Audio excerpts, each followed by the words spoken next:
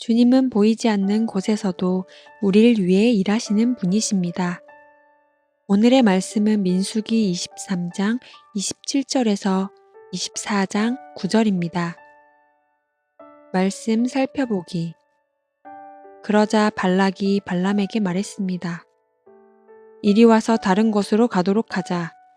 혹시 거기서는 여호와께서 기꺼이 내가 나를 위해 저주하게 하실지도 모르겠다. 그러고는 발락이 발람을 데리고 그 광야가 내려다 보이는 부올 꼭대기로 갔습니다. 발람이 말했습니다. 여기에 제단 7개를 세우고 수송아지 7마리와 순양 7마리를 준비해 주십시오. 발락이 발람이 말한 대로 해 각 제단에 수송아리 1마리와 숫양 1마리씩을 드렸습니다. 발람은 자기가 이스라엘을 축복하는 것을 여호와께서 좋게 여기시는 것을 보고 전처럼 주술에 의존하지 않고 그의 얼굴을 광야 쪽으로 돌렸습니다.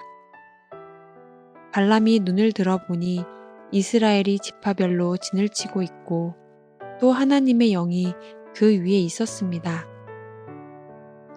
그는 자기가 받은 계시를 말했습니다. 보올의 아들 발람이 말하며 눈이 완전한 사람이 말하노라. 하나님의 말씀을 들으며 전능하신 분의 환상을 보면 엎드리나 눈이 열린 사람이 말하노라. 야곱이여, 내 장막이 얼마나 아름다우며 이스라엘이여, 내가 사는 곳이 얼마나 아름다우냐. 마치 펼쳐진 골짜기 같고 강가의 정원 같으며 여호와께서 심으신 알로에 같고 물가의 백향목 같구나. 그 가지로부터는 물이 흘러넘치고 그 씨들은 많은 물 가운데 있다. 그 왕은 아각보다 클 것이며 그 왕국은 높임을 받을 것이다. 그들을 이집트에서 이끌어내신 하나님은 그들에게 들소의 뿔과 같다.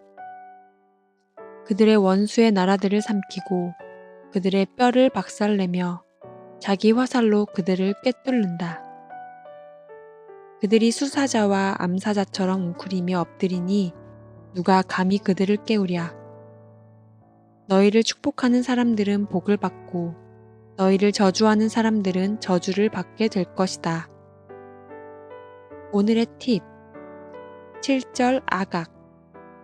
기본 의미는 타오르다로서 맹렬, 분노, 흉포, 폭군이란 뜻입니다. 아각은 아말렉 족속의 통치자를 일컫는 공식 호칭입니다. 이스라엘이 이집트를 나올 때 아말렉이 공격한 일로 인해 하나님은 이스라엘에게 가나안 정복 전쟁이 끝나면 아말렉을 진멸할 것을 명하셨습니다. 24장 2절. 개역 성경에서는 눈을 들어 이스라엘이 그 지파대로 천막 친 것을 보는데 그때 하나님의 영이 그 위에 임하신지라. 히브리어 지역 성경에는 발람이 그의 눈을 들어 그 지파별로 거주하고 있는 이스라엘을 보았다. 그때 하나님의 영이 그에게 있었다 라고 되어 있습니다. 말씀 이해하기. 오늘 본문은 발람이 3번째로 이스라엘을 축복하는 계시를 전하는 장면입니다. 모압 왕 발락은 2번이나 저주가 아닌 축복의 말을 들은 후에도 장소를 부월 꼭대기로 옮겨 발람으로 하여금 다시 저주하도록 시도합니다. 그곳에서도 발람은 이전과 동일하게 7개의 제단마다 수송아지 1마리와 숫양 1마리씩을 제사드립니다. 그러나 이 3번째 사건은 결정적으로 이전과 다른 부분이 있습니다. 바로 발람이 더 이상 주술에 의존하지 않는다는 것입니다. 왜냐하면 여호와께서 자신이 이스라엘을 축복하는 것을 좋게 여기신다는 것을 깨달았기 때문입니다. 그 대신 발람은 광야에 진을 치고 있는 이스라엘을 바라보았고 그때 하나님의 영이 그에게 임합니다. 그리고 발람은 자신이 받은 계시를 발락에게 전합니다. 그 내용은 이스라엘이 장차 거주할 땅에 대한 찬사와 그 왕과 나라가 높임을 받을 것, 이스라엘의 하나님과 그 나라가 들소와 사자처럼 강력해서 누구도 건드릴 수 없다는 것. 그리고 이스라엘을 축복하는 자는 복을, 저주하는 자는 저주를 받는다는 것입니다. 오늘 본문은 이전 두 차례의 패턴과는 다른 양상으로 전개됩니다. 발람은 이전처럼 주술에 의존하는 대신 눈을 들어 이스라엘 진영을 바라봅니다. 그리고 하나님은 그 입에 말씀을 넣어주시고 그대로 전하라고 명령하시는 대신 영으로 그에게 임하십니다. 이렇게 전달된 세 번째 계시는 하나님께서 아브라함을 부르실 때 하셨던 언약을 재확인시켜주는 내용입니다.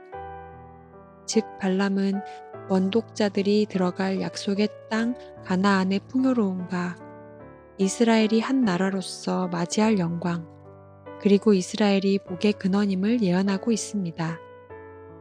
하나님께서는 이방 주술사를 통해서도 앞으로 이루실 일을 알려주고 계신 것입니다.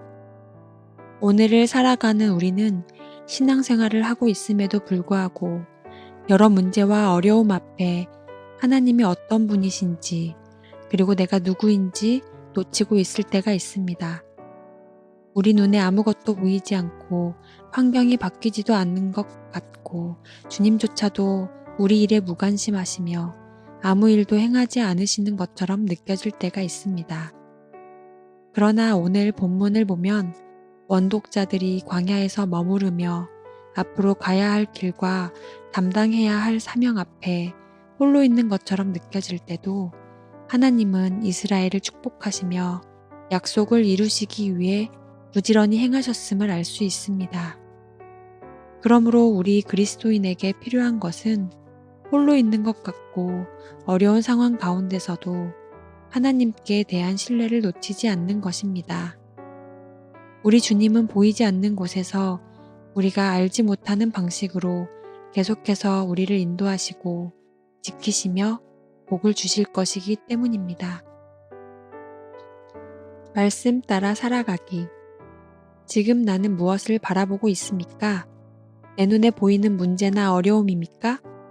아니면 보이지 않으시지만 나를 위하시는 하나님이십니까? 말씀대로 기도하기. 지진이나 전쟁의 상황 가운데 있는 모든 그리스도인이 주를 더욱 신뢰하며 믿음으로 나아가도록, 그리고 주께서 그들을 온전한 평강과 안정 가운데로 이끄시도록 함께 기도합시다.